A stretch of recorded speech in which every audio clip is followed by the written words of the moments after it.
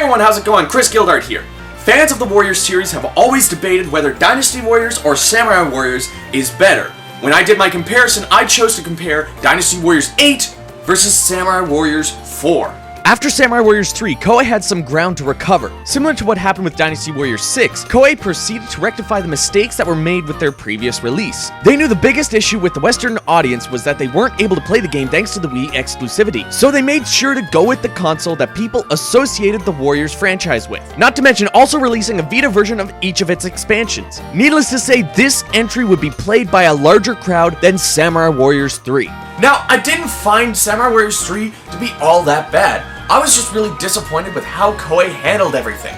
So, how does Samurai Warriors 4 stack up? Well, let's find out with the first pro. Right off the bat, Samurai Warriors 4 looks the best of any Warriors game, and if you don't agree with me, you can go right to my Twitter and at me. While I was running around the map in one stage, I realized it's raining, and the ground looks muddy as fuck.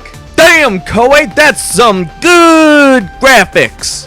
Not only that, just look at the costumes, the weapons, the environment, the horses. Everything just looks so good. When I first loaded up Samurai Warriors 4, I never thought Koei could make a game look this good. I'll be honest, even Dynasty Warriors 9 doesn't look this good. Armor shines perfectly, cloth flows in the wind, bending and weaving in the breeze as it should. I don't think I've ever seen a Warriors game achieve something like this before. Even the classic Samurai Warriors costumes. I mean, I had to download the DLC, and similar to Dynasty Warriors 7 and 8, when you change a character's costume, it sticks. It's really cool to go into these stages and see a character in their original Samurai Warriors costume, but it's another thing to see them in a cutscene donning their classic attire. It's beautiful, and no one can tell me otherwise. God! One thing I really enjoyed was the original Samurai Warriors costume DLC. I'll go back and forth between the costumes to keep things fresh and interesting, but what gets to me is why it's only the first Samurai Warriors. Why aren't there any costumes from Samurai Warriors 2 and 3?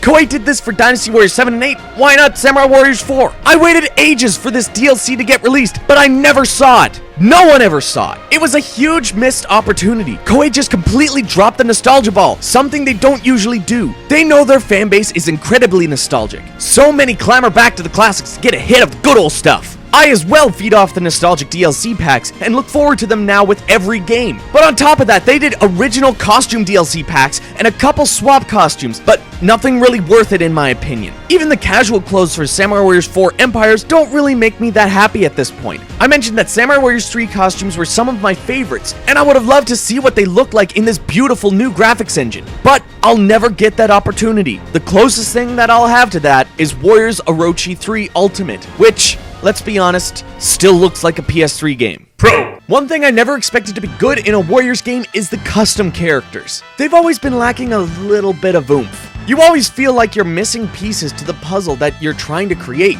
Sure, you can make an honest attempt at some anime or other game characters, but you'll never be on the spot. I always like to make other Koei Tecmo characters like Rygar, Ryu Hayabusa, or even the 3 characters from Trinity's Souls of Zilol. Maybe make characters from other Warriors games. At least in Dynasty Warriors 6, you had the pieces to make Keiji. But even though Samurai Warriors 4 still has some features lacking and a need to add more costume parts, I can't help but love the character creation of this game. Beyond the upgrades and facial feature dials that were introduced in Dynasty Warriors 7 Empires, we also have more colors to choose from, as Samurai Warriors has more factions than Dynasty Warriors. Even though I miss the color palette choice of Samurai Warriors 3, I can settle on this if it means that I can actually customize my character. After you've decided what your character looks like, you can then decide on what weapon your character can use. And this is exactly what I wanted out of Samurai Warriors 2 Empires. I love being able to pick from every single weapon, with the exception of Kotaro, which is slightly disappointing. I would have been able to make a sick Luffy with Kotaro's weapon. But this actually feels like how each entry before it should have been. Then there's the best thing of all. You can now plug in a USB drive that has pictures on it and use that as your character's Musou symbols, your clan emblem,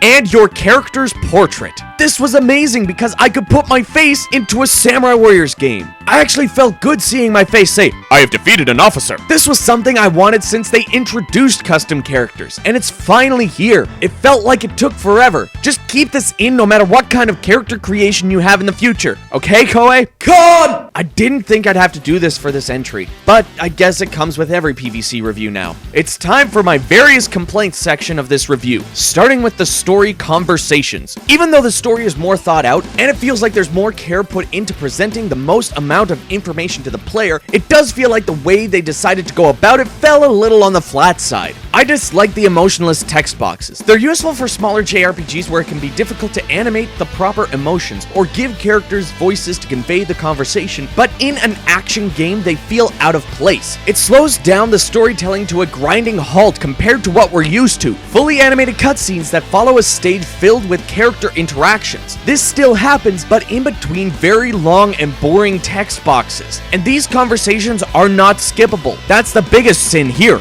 Next, I have to mention the trophies. As a trophy hunter and a Warriors fan, I don't mind grinding, but this is taking it a little bit too far. Beating every single stage with every character available for it, getting every single item from every single character that's kind of a random drop, completing the very long and repetitive Chronicles mode, it's all a little too much. And it's sad because Samurai Warriors 4 is actually not too bad to get the platinum, but all the trophies that seem easy peasy are the most grindy experiences since that strip club in Montreal. Mom, don't ask. Dad, I'll tell you over a beer. Then there's the weapons. They're useless. Like, the stats are just random as hell. You pray to RNGesus and all he gives you is an attack +1 and something terrible like range defense -5. Then there's this whole DLC thing. There are DLC weapons for both Samurai Warriors 4 and Samurai Warriors 4 2. These weapons are essentially the rare weapons for each character, and they just break the game. Since downloading the DLC, I haven't kept a single weapon. There's no need to care about the weapons anymore. Lastly, I want to say my feelings on Samurai Warriors 4 2. Now, the game itself is not a con. Its mechanics are more thought out, hyper attacks aren't nearly as OP, the skill trees are a great replacement for the previous items we had, but it just feels unnecessary. Like, what happened to Extreme Legends? Why did Koei feel the need to do this? Samurai Warriors 4 2 is essentially just a reboot with one additional character, a condensed story mode, and the omission of Chronicle mode. To be honest, I love the mechanics of this game more compared to the vanilla version, but the story and Chronicle mode were just needed from the old one. If Samurai Warriors 4 2 was more like a Samurai Warriors 4 Extreme Legends Complete Edition, with all of the features and mechanics of 4 2, with the missing modes and story from the vanilla 4, I would never go back to vanilla. I don't even think I'd go for the platinum anymore.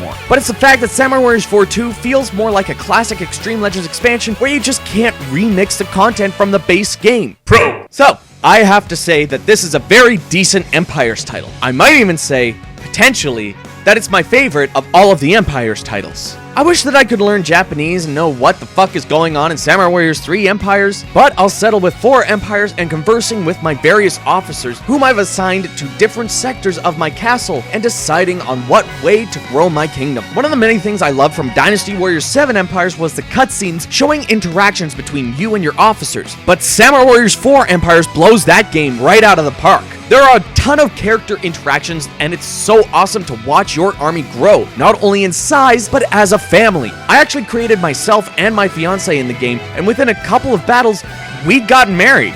She was my strategist, and it's been amazing to see how our characters interact with each other. Another cool thing is that sometimes the game will give your characters a friend in a seemingly random way, like completing a mission while you're invading or defending, and that triggers a relationship between that person and you. And every so often you see these two characters talking about how difficult the next battle is going to be, but fighting next to their friend gives them the power to keep going. On top of that, there are scenes where characters will start to show rivalries or affection. It's so incredibly in-depth, I could never have thought that I'd actually grow so fond of the relationships built in a Warriors game. My fiance's character ended up making friends with a computer-generated custom character, and I just wanted to see how their friendship bloomed as they fought side by side. And as expected, the battle mechanics, strategies, and so on of this game are top-notch, building on each of the previous games and adding little details like choosing how many resources you want to bring into battle. This extends or decreases the time you have to complete the battle and costs you less in the end. Plus, you get the incredible character customization from the other 2 titles in this entry, which includes the ability to add your own pictures to deepen the immersion in this Empires title. Honestly, if you see this game in a store,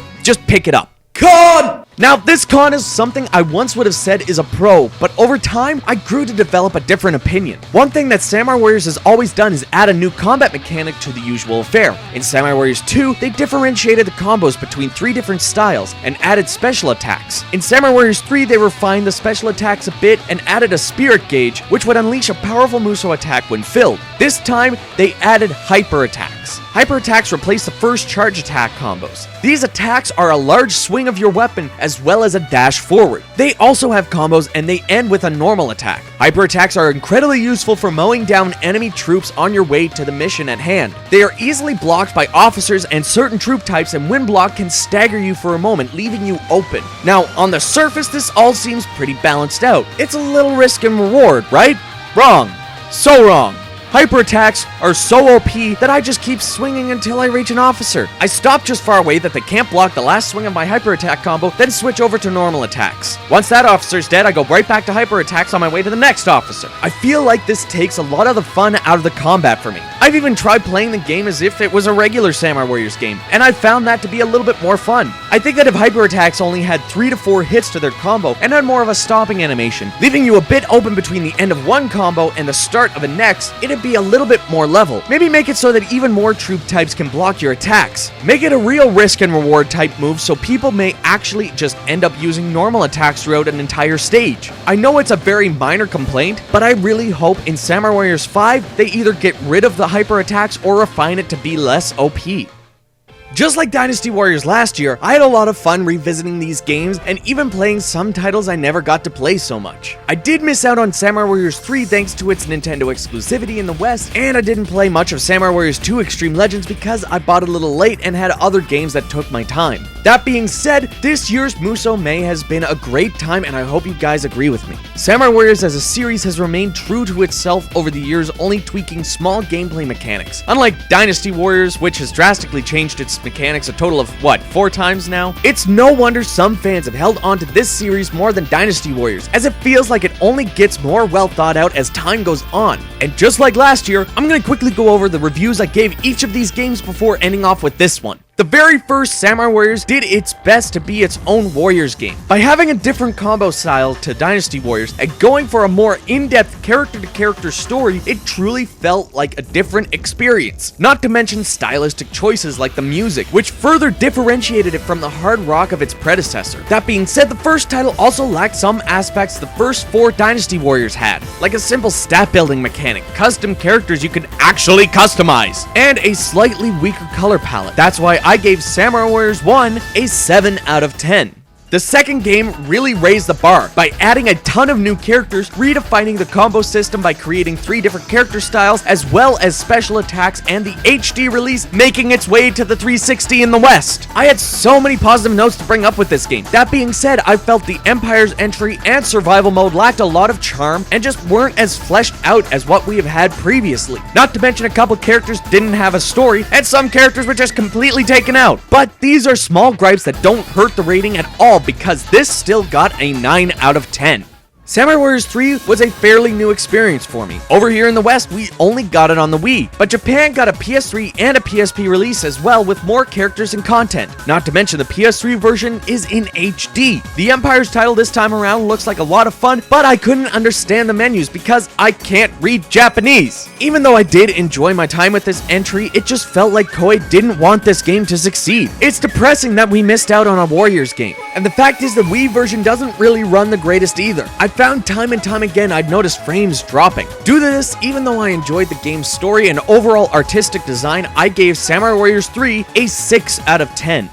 Rating this game is very different from the other Warriors titles. When I reviewed the complete package including stuff like Extreme Legends and Empires titles, it usually feels like each game flows into the next. With Samurai Warriors 4, it feels like each individual title is truly separate from each other. Even though the visuals all look the same and they're so amazing, I can't help but feel a disconnect between all 3. I was really disappointed in the lack of DLC costumes. I liked what was given to us, but I can't help but want more. Luckily, the DLC carries over from 4 to 4-2 to 4 Empires, even though they may not be shared between all 3 games. I love customizing characters and using my own pictures for character portraits and emblems. It was just such a perfect touch on the system. Plus, this time around, the Empire's title was just so much fun. Now, I did have quite a few things to complain about, stuff like the boring text box story conversations, the extremely grindy trophies, and the admittedly needless release of Samurai Warriors 4-2 made my various complaints. I don't know why Samurai Warriors 4-2 didn't carry over the content from the vanilla game, and these titles are all so daunting to platinum that I've pretty much just given up on them. But with all that being said, I give Samurai Warriors 4, 4-2, and 4 Empires all together a 9 out of 10. If Samurai Warriors 4-2 carried over the content and the save files from the vanilla game, and we got the DLC costumes and stages from the past, I would have bumped this up to 9.5. Maybe even a 10. That being said, I can live with what we got because the game is solid anyways. If you're looking for the best Samurai Warriors experience, I might recommend checking out Samurai Warriors Spirit of Sonata, as it solves a lot of the mechanical issues I have with the game and truly tells an incredible story. But if you're looking for a Samurai Warriors game that has the full story from all parties involved, I don't think you could do any better than this entry. With multiple stories and a great roster of varying characters, this is definitely the best the series has to offer so far. Thanks for watching. I hope you've enjoyed the Musou reviews this year. Let me know your thoughts on this entry and keep the discussion going down there. Give the video a like and subscribe to see more videos in the future. If you'd like to help support the channel, don't forget there's a Patreon where you can get rewards like your name at the end of each video and access to a Discord group. Thanks again to my one and only Patreon currently, Brian Scully. After Musou is done, I'll be taking June off from uploading videos so I can rest my weary bones. It's been a fun ride getting to the second annual Musou, but I'm pooped. I'll be back in July, fully revitalized with a new schedule. But even though I won't be uploading new videos for a while, I will see you all down in the comments.